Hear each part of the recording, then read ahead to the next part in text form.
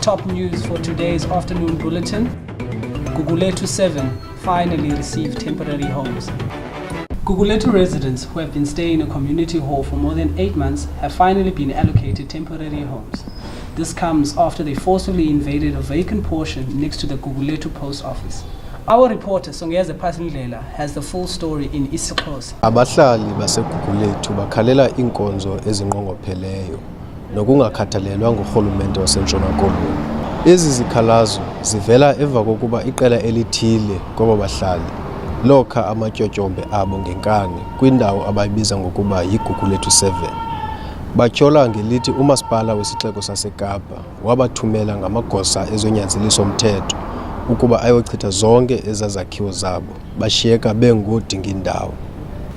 Apha besithi umhlaba olapha emva kwe-post office ibinguKapita Muthathi, and then sihleli phayana into engange-3 months, but after 3 months siye sachithelwa ngulo enforcement. That was uJune nge-22. Uba ndibala kakuhle sileqe 8 months silapha eholweni. Bathi oko bahlala eholweni abazange bafumana ncedo nankxaso esuka kwabasemagunyeni. Bazile omeya esenguminister engekabi ngumeya bezosithembisa, you understand, but akwabikho nto ezenzekayo, and then thina sizilwele ke. Kwezi nyanga zisibhozo bebehleli eholweni bathi ingqele nobusika ubugqithileyo zibakatseka nobomi. Iholo ayondaba irayithi for uhlala, and apha sihlala nabantwana kuyabanda, ayikho iprivacy eholweni. Sitsalele umnxeba kwabasemagunyeni kwisixeko saseKapa. Sithethe nelungu lekhabhinethi kasodolophu lathetha lenjenje. That project belongs to the province Mhlakazi. Kufanele province ine human settlement ayiyesit mkhulu. Yeah, province. Emva koko senza inzame zofumana uluvo lwesebe lokuhlala laseNtshona Koloni. Emnxebeni sithethe nosomlomo womphathiswa uBomkosi Madikizela othethe wenjenje. Okay ke but mamela ke ngicela ungithumele email ne, and then unbuza all the questions, and but I prefer in writing, and ezinye issues are sensitive I prefer to respond in writing, even though we can talk later, but I prefer to respond in writing. Khange sifumane luvo oluvela ephondweni emva kokuba sithumele imibuzo njengoko ebecelile. Eli qela labahlali lithi kuyimincili kubo xa kungoku kuba ekugqibeleni inzame zabo aziwelanga phansi. Kule nyanga izayo bazobe bezihlalela kwiindawo ezingcono kuneholo loluntu. Songeze Phahlindlela, eKapa. Finance Minister Tito Mboweni announced a 5.2% increase in sugar levy. Sikhululo Nsiko reports.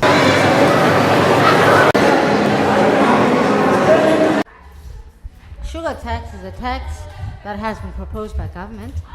It has been established in the year 2018, and President Cyril Ramaphosa has mentioned it in his budget speech that all the Coca-Colas and the sugar and all the drinks that we drink will be taxed. And this means that everyone who's buying Coca-Cola will pay extra on tax. This is basically one of those alarming things that people are feeling that they can feel the pinch, and they believe that by drinking Coke, they are now being placed in a direction that is not even fair for them. That means that society now has to decide which drink they want to drink. But then the issue with this is that they are not sure or aware of whether or not will this help them with obesity. Government's aim is to say that they are cramping down on obesity. However, I'll be investigating in my research whether or not people are happy about this, and whether do they think that sugar tax is actually a taxable tax, and that government has added sugar tax into all the taxes that we pay for in the country, so that to curb the obesity rate in the country and the health risks, and how society needs to change their diet. So in this assignment I'll be investigating whether or not this should be done and how people feel about it. It's Taylor. I'm living in Cape Town. I'm from DRC Congo. Okay, can you tell me, do you drink Coke? Yes, I do. I do drink Coke sometimes, but I'm not fan of Coke. But Okay. I drink Coke. Do you think there's a lot of sugar in the Coca-Cola that we drink? Yeah, in my opinion, Coca-Cola doesn't have a lot of sugars.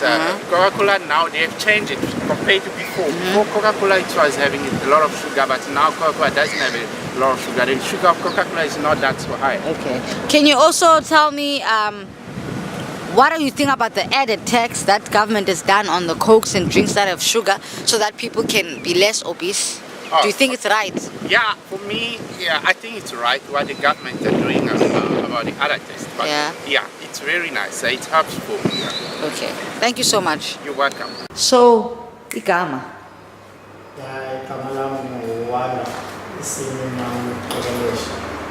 People of Khayelitsha are crying about the lack of facilities and sports resources around the area. It is said that I have been on this case with the city of Cape Town for the past 10 years. Unathi Makalima brings us more. This is in Khayelitsha, in Makaza Stadium. In this side of this city of Cape Town, a lot of enthusiasm for the game of football goes hand in hand with despair and hopelessness. The lack of proper facilities is written all over in the faces and images of this youth. They have been knocking on the doors of the city of Cape Town about this issue to no avail. They claim it's like hitting a brick wall, as it has been the last 10 years that they have been at loggerheads with the city of Cape Town about it. This community's worry is that this ignorance leads to many problems. Since this is a large community, many boys with potential get lost to drugs and unprogressive activities.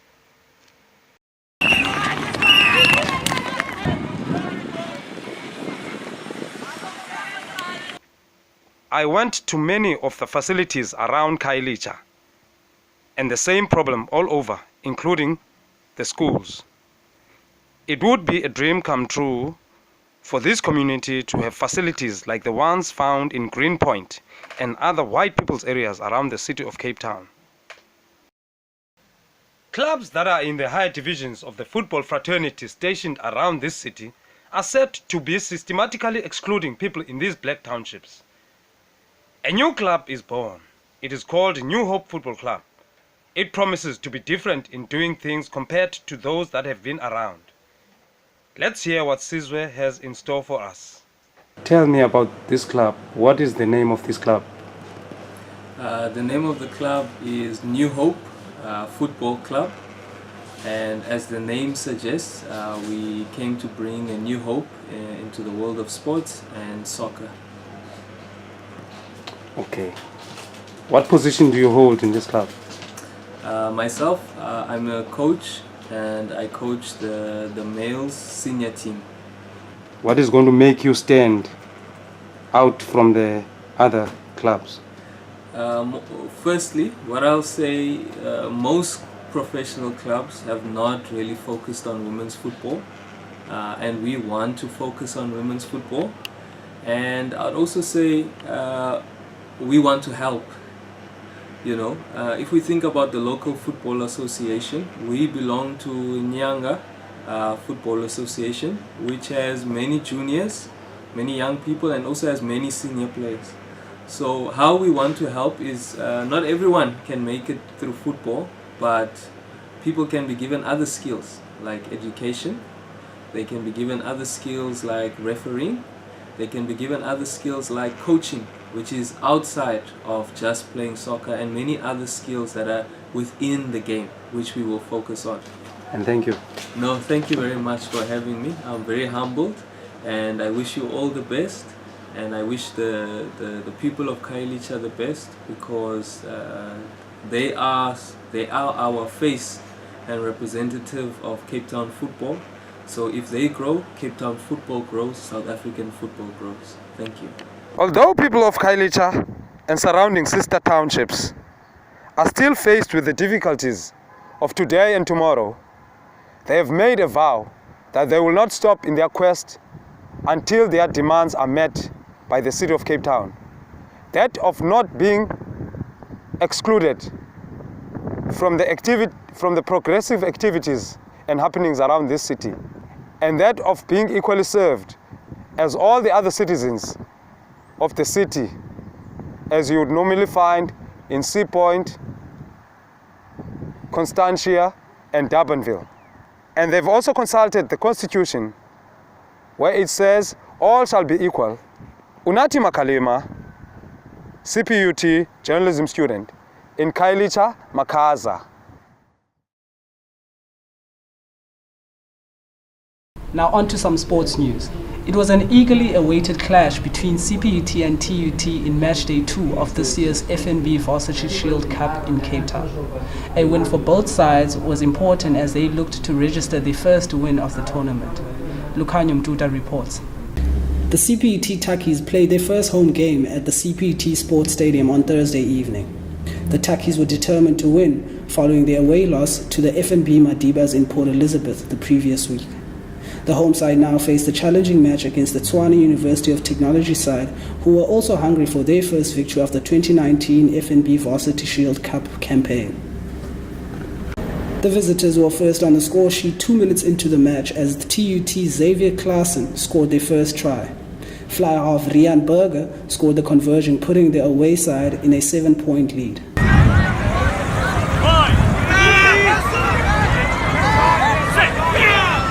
The lead only lasted a minute as the Takis ran 3 consecutive tries. 22 minutes into the match, the home side were 21 up.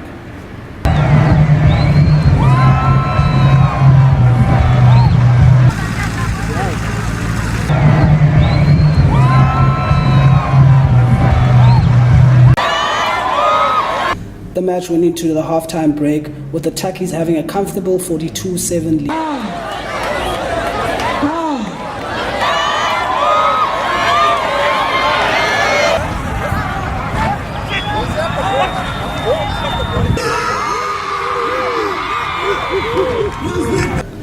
After the interval, the Pretoria side started on the front foot, taking the game to the home side.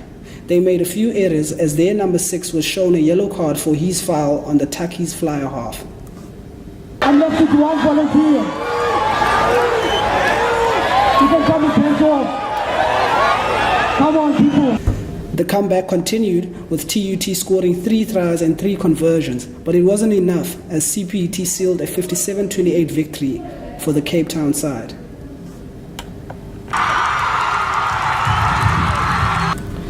The home support was a crucial part of the team's victory as students came out in their numbers.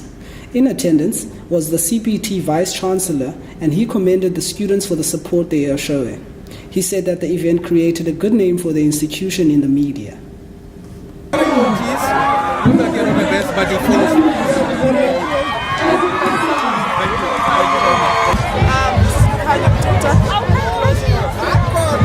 Khayelitsha won't get a cent from the City of Cape Town's 62.5 million budget for public lighting.